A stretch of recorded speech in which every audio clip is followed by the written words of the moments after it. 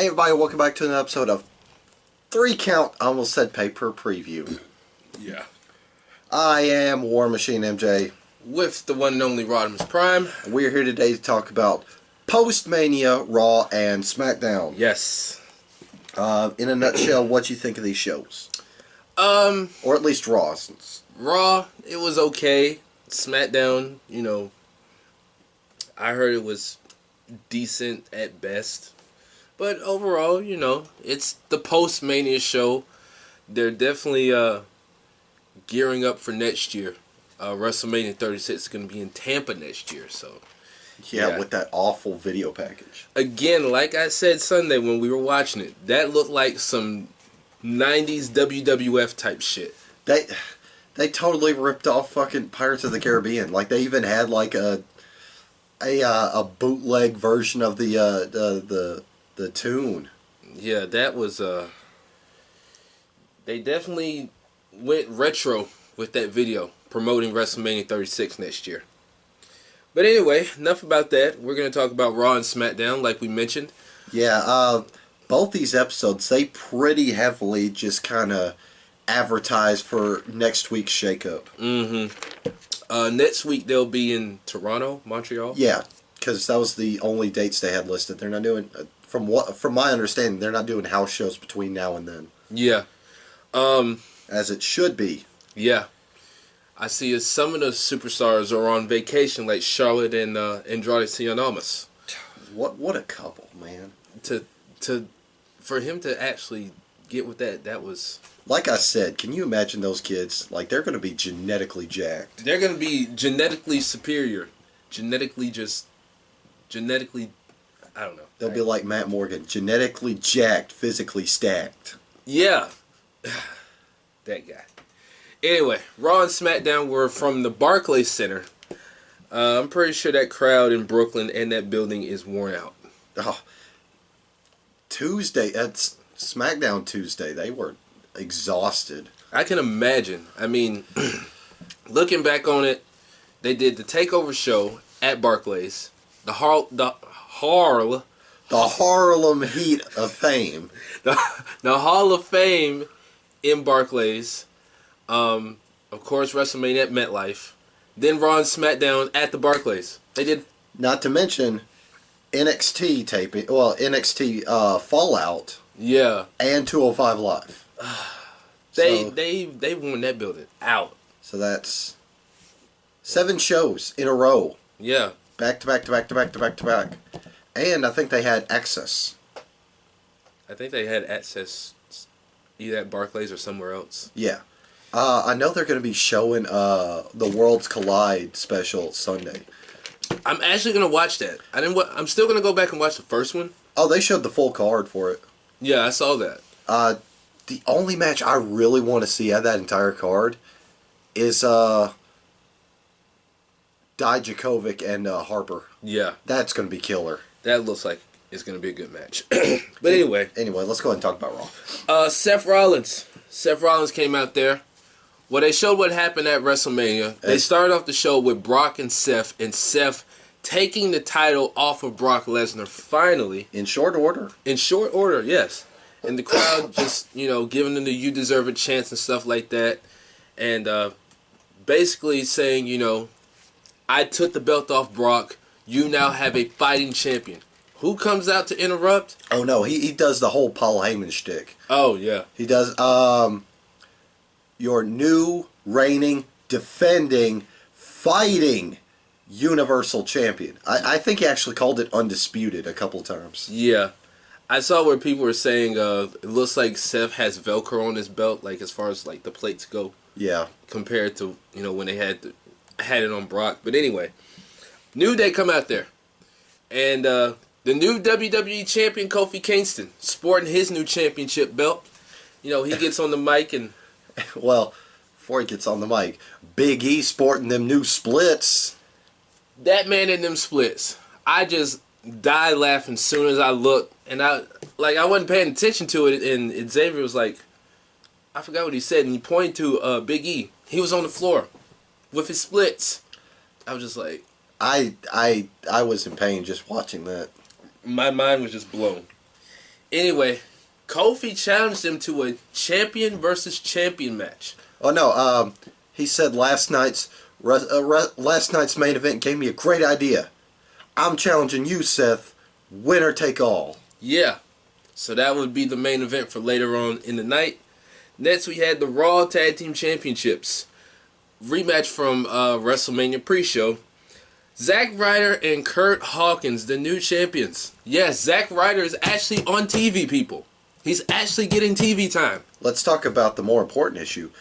Kurt Hawkins snapped his 200? 290 something. I've lost count. It's nearly 300. He snapped his years-long losing streak. Yeah, they retained against the Revival. Whoopee. I mean, this was actually a better match than their pre-show match. It was. I mean, minus the commercials. They had like 5 commercials during this match. Yeah. But it turned out to be good. Again, Zack Ryder and Kurt Hawkins are getting TV time. And they are still your Raw Tag Team Champions. Next, Baron Corbin came out there gloating about his win against Kurt Angle in his retirement match. Yeah. Speaking of devil, Kurt Angle came out there. He gave Baron Corbin his props, and he wished him all the luck in the world. Bad luck. And gave him an Angle Slam. And then who comes out next? Lars Sullivan. Good old Rocky Mountain Horror Show. Yeah. I text this guy. I was very surprised that he showed up. I was very happy he showed up. He was hyped up as the hottest free agent. He was supposed to have a match against Cena at Mania, but he suffered from a panic attack. And he's just been on an exodus, trying to get his mental health being so. Yeah, all jokes aside, mental health is very serious these days, and it looks like he's in a good space. So yeah, kudos to him. And he's still in somebody's good graces. I'm not sure if it's Vince or whoever. Yeah, he's in somebody's good graces because he was on TV this week. Yeah, and he attacked Kurt Angle, and so basically he laid him out with the freak accident and a flying headbutt, and that was it. Yep. Next we had Alexa Bliss, Blissy Baby. Yeah, she called out one half of the former women's tag team champions, either Sasha or Bayley, and Bayley answered the challenge. Yeah, and she got squashed. I don't think the crowd really cared for this match, but Alexa Bliss got the win. No, the weird part was Bayley had almost all the offense in this match, from what I remember. She did, but Alexa Bliss stood tall. Next, we had Becky Lynch. The man, Becky Two Belts. I was just going to say that. The champ. Yes. And I do like those new shirts they put out. I want that first one. You know what's so great about Becky Lynch? What? All she has to do is say something and it immediately gets over. Mm-hmm. Because she comes out there Tuesday, calls herself Becky Two Belts, the champ, and it's immediately over. Yes. I love my future ex-wife. I mean, it's Becky. How can you not love this girl? I mean, she called. She kept calling Ronda a weirdo. She said, next thing you know, they'll be trying to give Charlotte the tag team titles, and she'll be like 50-time champion or something. She'll be the tag team champion. Yeah, and basically she said, with the shakeup coming up next week, anybody who wants to step up, bring it on. Step up, get your head slapped off. Yep. And then who comes out? Other Charlotte. Lacey Evans. Lacey Evans eyeballing her, sizing her up, and pretty much decked her with that women's right. Yeah, Becky just no-sold the shit out of it. Yeah. And then next thing you know, they started brawling. I will say, Lacey was getting down when they were brawling. She was throwing some hands. Oh, yeah? Despite being in a dress and some heels, she was throwing some hands. Despite not working a televised match. Good God. Yeah. Basically, they got pulled apart. Lacey Evans and Becky were... Becky locked in the disarmor. Yeah. But they ended up pulling her off of Lacey. So looks like they may be setting up something between those two. And I would actually like that match. For once, they would do something with Lacey Evans besides her thinking that she's on the catwalk. Well, next up, we had a tag team match between Ricochet and Aleister Black taking on Bob Roode and Chad Gable. Yeah, or as they call him, Glorious Gable. I mean, kudos to Ricochet and Aleister Black. They got put through the ringer this past week. Yeah. I mean, a brutal takeover match Friday.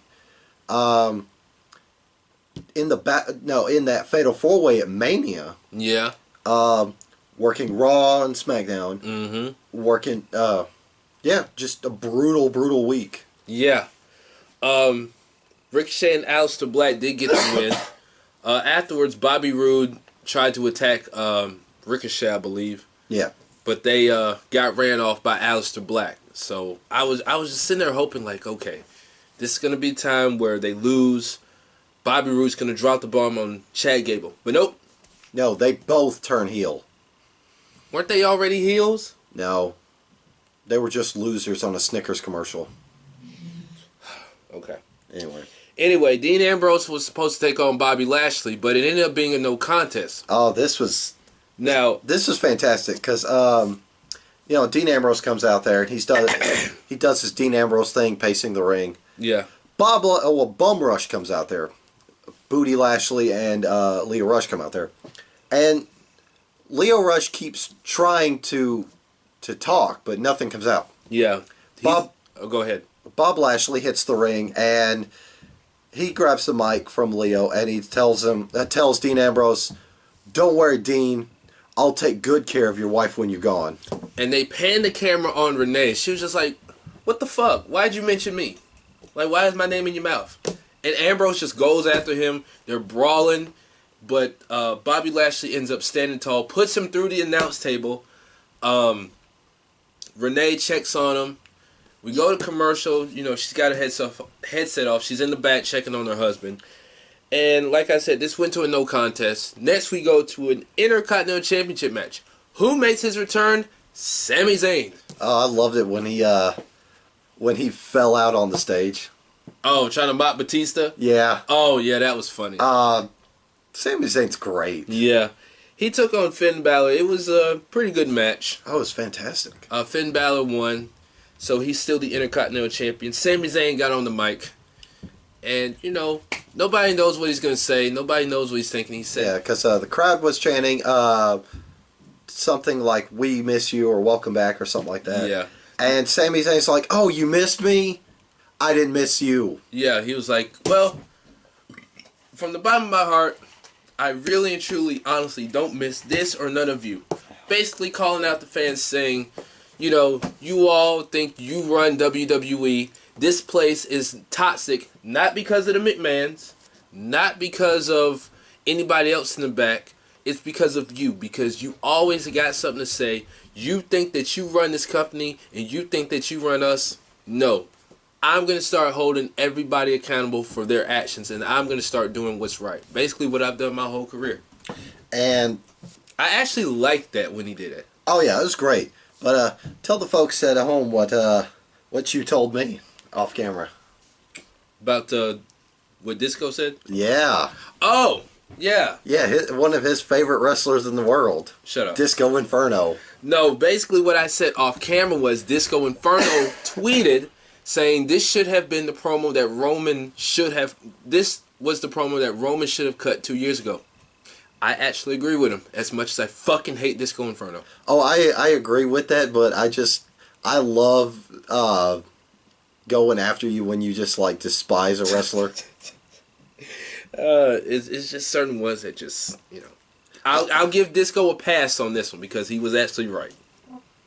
Anyway, next up, we had a Dana Brooke promo.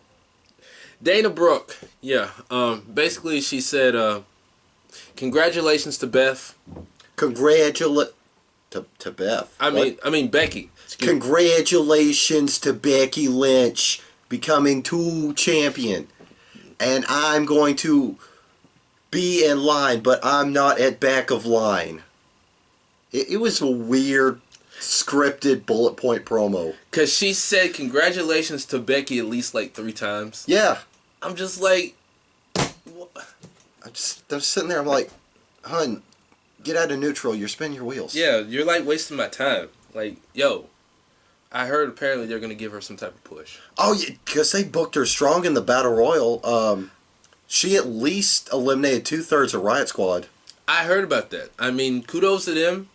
I hope she gets a push, but this promo sucked. Okay, she's horrible at promos. She is. She's like Baron Corbin levels of horrible, but At least Baron tries. Baron tries, but it's just it's funny to make fun of him. Yeah. But Dana Brooke could be used so much better. I mean, she's jacked. She is. But and athletically, she's gifted in the ring, but it's just on promos, she's awful. Yeah. It's just one of those things where certain talents are gifted in the ring, but they're terrible at promos. Like Baron Corbin. Yeah. Baron Corbin, he's, like I said, at least he tries.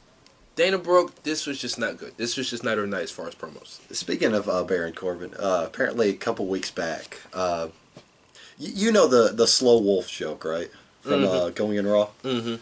Okay. For those of you who don't know, Going in Raw, they're a pro wrestling podcast channel like us. Mm-hmm. Except for, way better. Anyway, they got this thing for when they play 2K. They call it Slow Wolf because they make fun of Baron Corbin's promos. Because one of the selling points is, hey, you're not me. I'm me. Anyway, a couple weeks back, live on Raw, somebody brought a Slow Wolf sign with, hey, you're not me. And there was pictures of Baron Corbin looking at the sign, just confused as all hell. And I think he was on Up, Up, Down, Down on one episode of their stuff. Yeah. And I think somebody brought it up in the chat, and he was just confused. Wow. So, Fucking Baron Corbin. keep it up. Anyway. Next, we had Elias. Now, he was promoting his performance for later on the night and said, John Cena ruined my performance for the second year in a row. Oh, he tried to spit bars. Yeah, he tried to spit bars. Bars, son. But Bars. But before that, he said, anybody that interrupts me tonight is a dead man. No, he said the next person that interrupts me is a dead man. Yeah. Starts to strum and bong. I was like, this was so obvious. He did a great job of that selling, though. He did. That look in his eyes as soon as that gong hit. Yeah. Undertaker comes out. Crowd goes crazy. He comes out, Undertaker looking like he's done winning the time machine to go back 15 years ago. Looking jacked. I would have said he looked like he hopped in the time machine going 12 years, 2007. Okay. Yeah. He did look like he had he did have a nice physique. Yeah. So. But anyway, he choke slammed Elias, gave him a tombstone, and basically that was it. Yeah, that was ball game. Yeah. Next we had title for title. Oh no, winner take all. Winner take all, excuse me. Winner take all. It was Seth Rollins putting his Universal title on the line, taking on Kofi Kingston putting his WWE title on the line. And this was a pretty good match. Oh, this is a great match until they decide to cop out of it. Yeah, because who interrupted? Bar. They didn't set the bar. They is bar. They is bar. Yeah. Okay, it was obvious that neither man was going to lose. Yeah. But they had the Bar, who had no godly business being out here, just randomly show up. Yeah, and the match went to a no contest or a no DQ win. Either way. No contest. No contest. Yeah, we'll say no contest. Anyway, Seth got on the mic. He said, we'll finish this another time. But as far as you two go, how about me and Kofi take on you two right now? So then we come back from commercial. We got Bar taking on Seth Rollins and Kofi Kingston. And Kofi and Seth ended up winning. Yeah. It was obvious. It was obvious. After the show, we got a very nice farewell to Dean Ambrose. Yeah. Roman Reigns came out there. Dean Ambrose came out there. You know, they were talking about how they went up and down the roads together, how they became best of friends. Dean Ambrose said Arn Anderson called him two indie schmucks and a football player. I kind of laughed at that. And said, how they got thrown into the wolves, and said that the Barclays Center really meant a lot to them. Yeah. And, Seth said, look, guys, I tried. I know you guys are pissed about what happened with the match, but... Yeah, because they were chanting, don't go, or please don't leave. Yeah. He said, look, guys, I tried, but, he's going bye-bye. Yeah. I still see people saying, that this is a work. Like, why would they let him go out like that?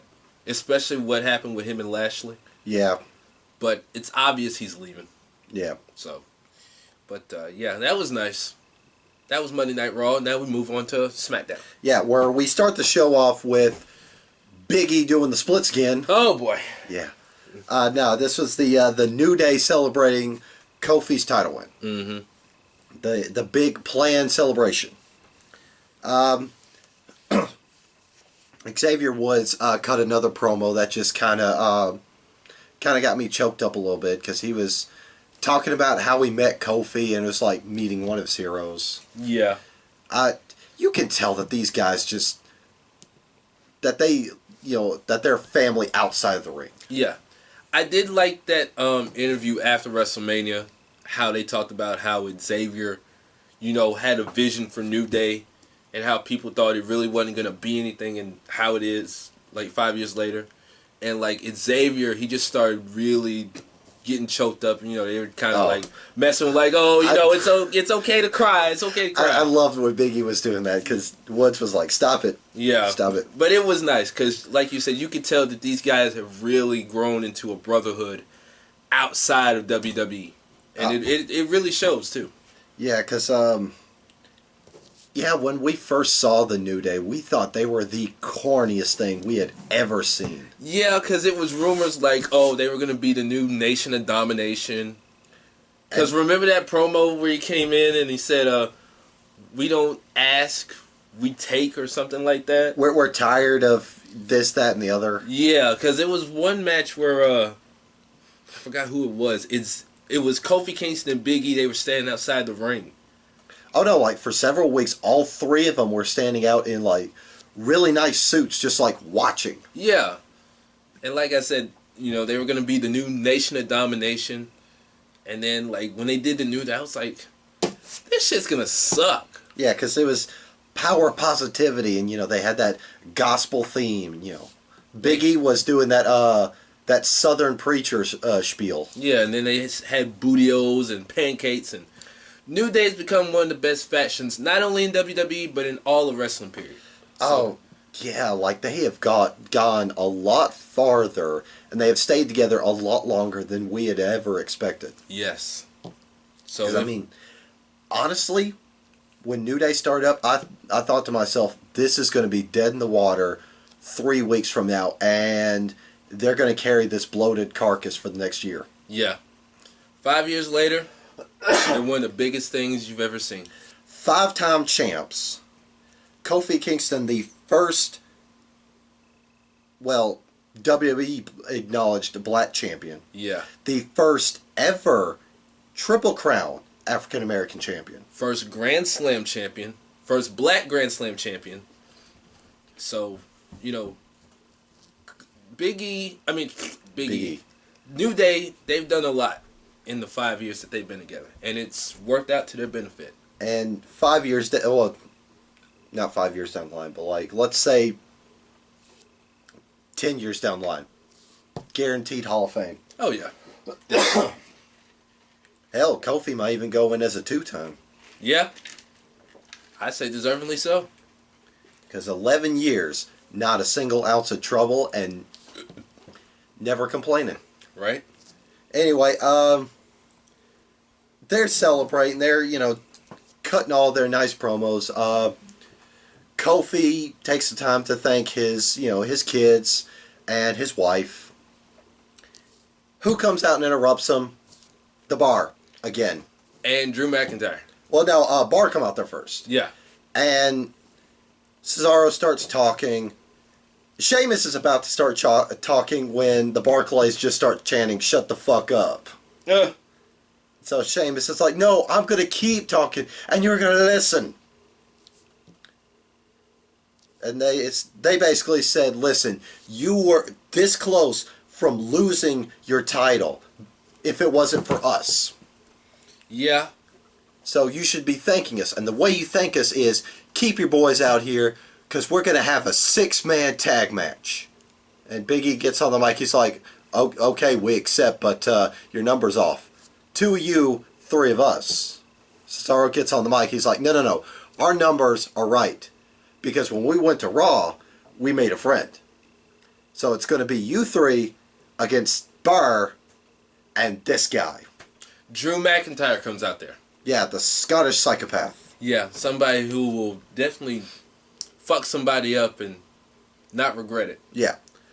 We'll talk about him later because this episode of SmackDown was special. You know why?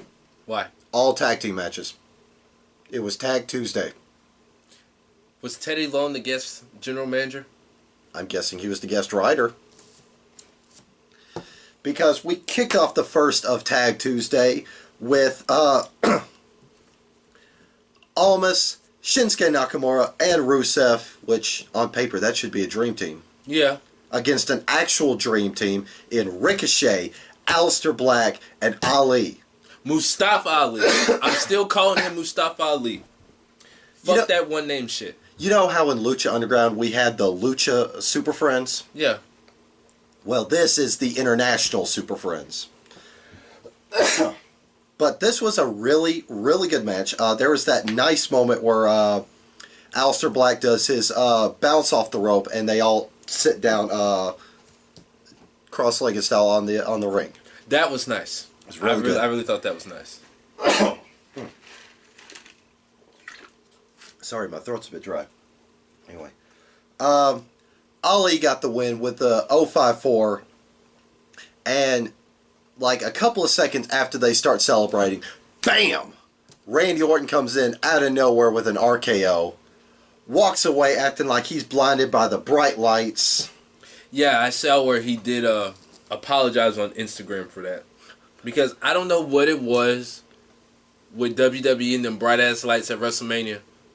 But really, y'all just threw everybody's view off of the show. Half the crowd couldn't even watch the show because y'all had bright lights in everybody's faces. Glad we sat at home and watched it. Right? Anyway, then after that, Rusev walks over to where Ali, Ricochet, and Black were and starts talking trash. He turns around and KO hits him with a stunner. And that's a sell job by Rusev.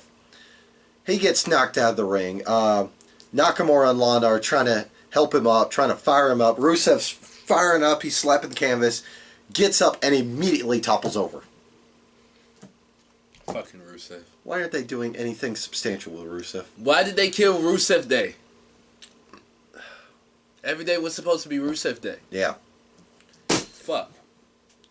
Next up we had R-Truth and Carmella. Carmella cutting this nice promo saying how she was women's champion one moment, but then, you know, she lost it, but she gained a friend. She was out there looking mighty scrumptious Tuesday. Yeah. R-Truth congratulating her for defeating the Andre the Giant Memorial Battle Royal.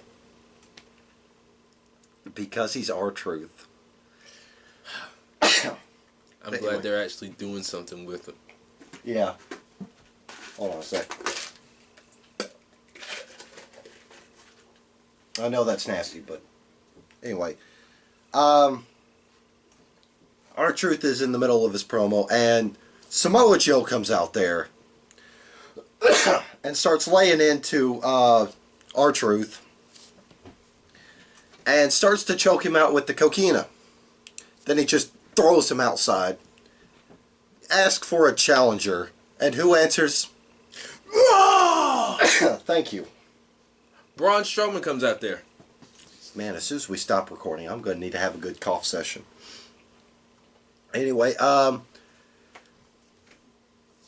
Strowman came out there. He and Joe start going at it. Braun Strowman tries to pick Joe up for running Power Slam, but Joe wiggles his way out.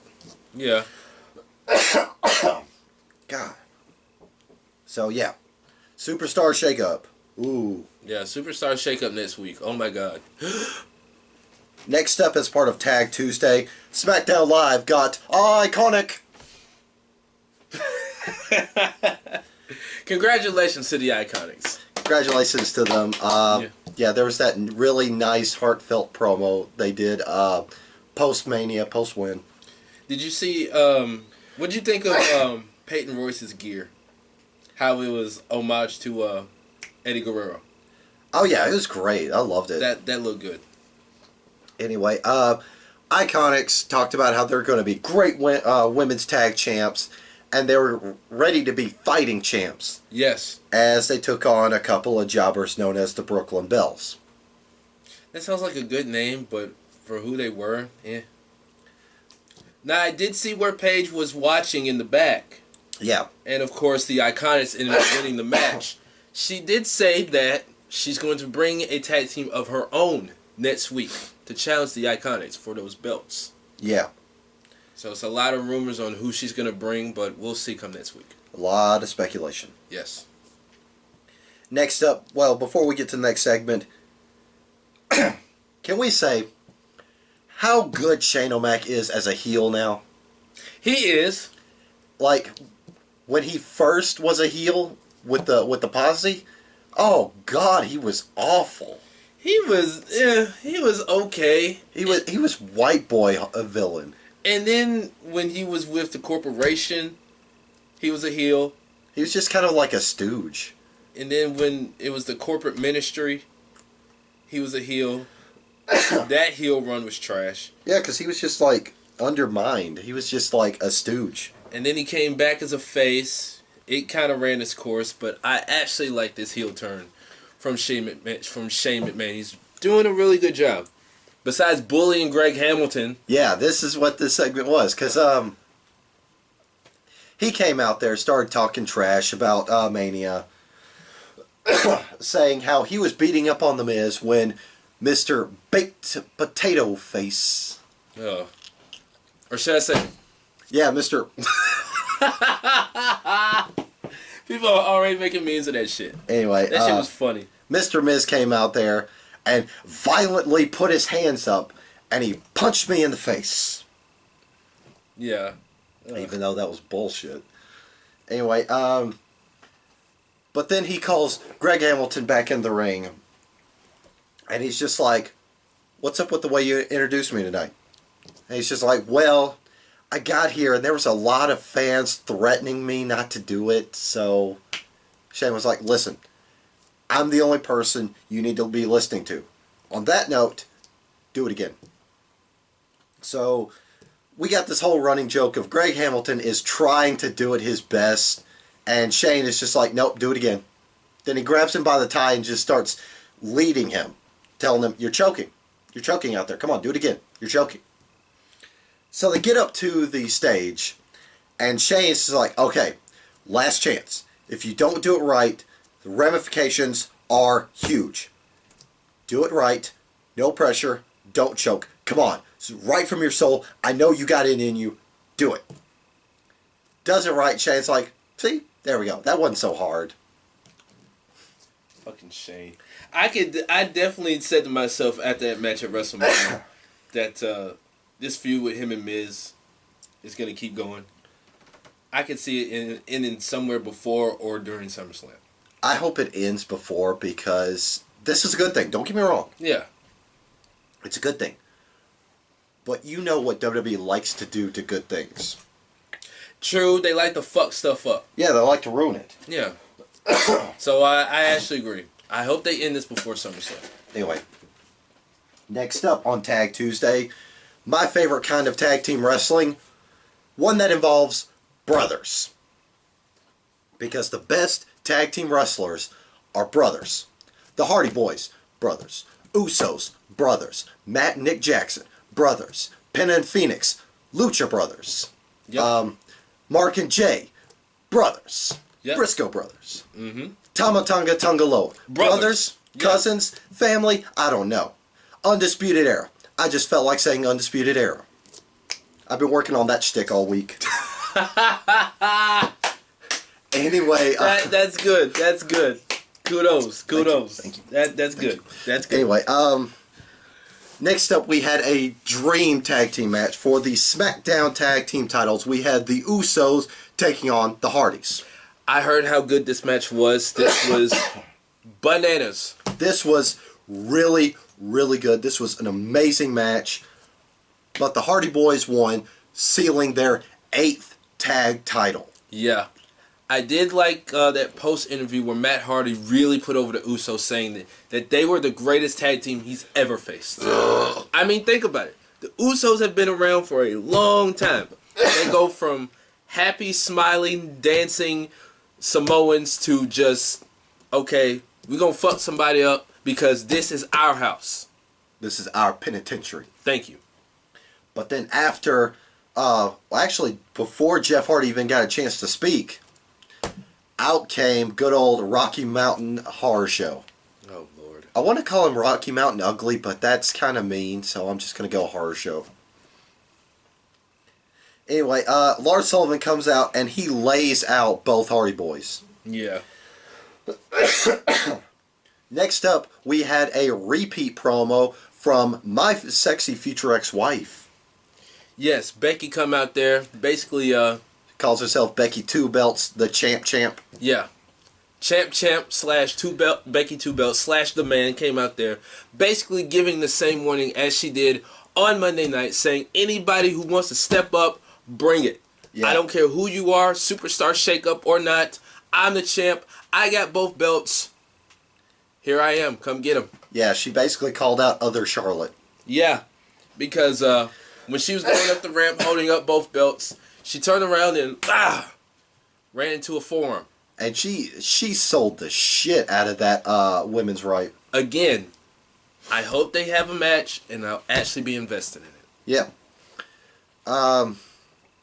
I think it was on Twitter where she called Lacey Evans other Charlotte and said, I guess WWE has a type.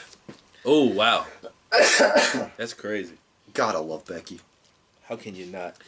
And next up to round out Tag Tuesday, we had the New Day taking on The Bar and McIntyre. Yeah, this match was pretty decent. Yeah, before we went to commercial break, there was that nice spot where Drew McIntyre hit Xavier Woods with a Alabama Slam on the announce table. Starts yelling out, "Is this how you having fun? Are you having fun? I'm having fun." Yeah. And then when we came back from commercial break, poof, yeah, he was gone. Now, speculation was that he was injured. He was either injured or he was sick. But apparently that was the plan, to make it look like he was injured. So technically he was never injured. Yeah. Actually, before this match, we got a Sami Zayn promo. Really? Or we would have. Yeah. Oh, yeah. He said he came out there and said the fans weren't worth it. Yeah. He said, you guys aren't worth it. And just left. Yeah. But, yeah, this was a really nice match. New Day won. Surprise, surprise. Yeah. So, yeah. I did see on Instagram where Kofi talked about his sister who passed away 4 years ago. Oh. And said, she's definitely looking down on him. Yeah. So. Listen, I don't hope that they keep him, with the belt for very long. Yeah. I just hope that it's, a good, substantial reign. Yeah. I don't see him hold the belt long. I mean, I could see him holding it for about maybe 2-3 months or so. At least, maybe around SummerSlam. Because I hate to bring this up, but they gave Mahal 6 months. That is true. That is true. And on the subject of champions, I got to thinking about the other day. Wouldn't Charlotte be a transitional champion at this point? Yeah, because, she beat Asuka. Held the belt for a whopping 1 week. And then lost it at WrestleMania. So, bona fide transitional. Because Jinder Mahal was definitely a transitional champion. Because when he won, we all lost our shit. And then for the next 6 months, it was just like, why? I I won't say transitional because he had a pretty lengthy reign, even though it was crap. Yeah. I will say this: he was definitely a shock champion, Yeah. like Bray Wyatt. Oh God, we forgot to talk about that.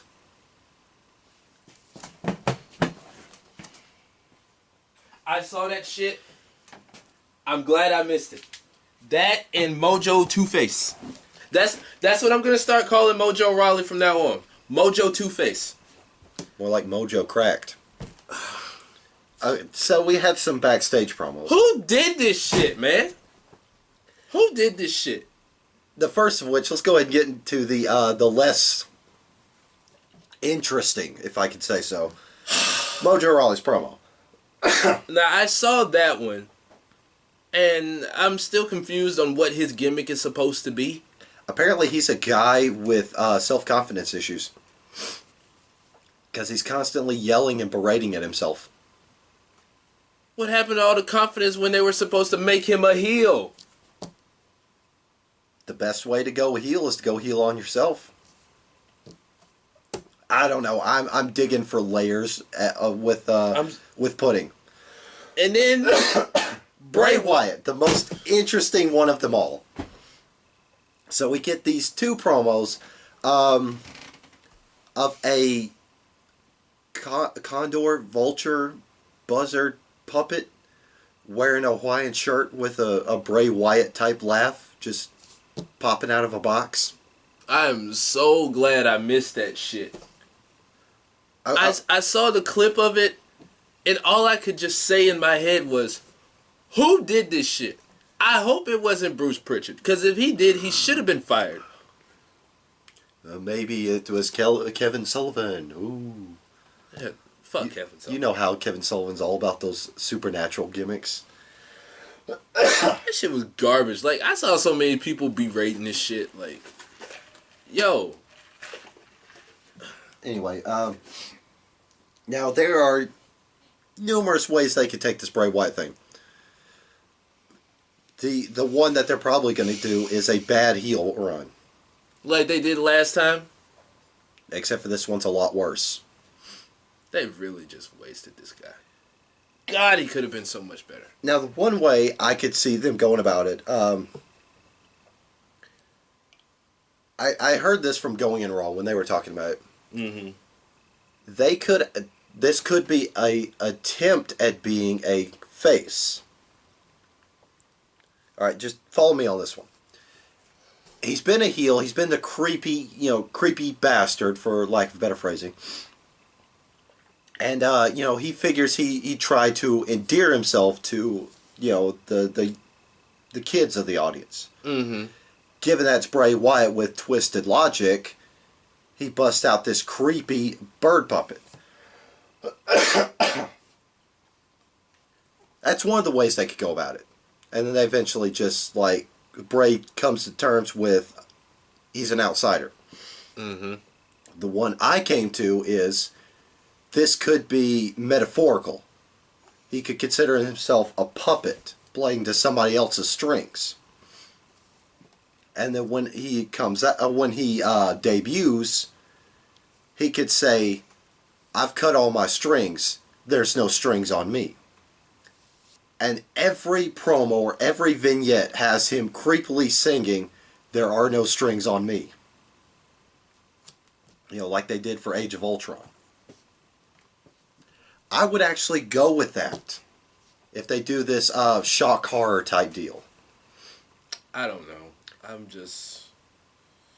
I'm very skeptical of this whole stuff with Bray Wyatt, because it's been months since we've seen him on TV.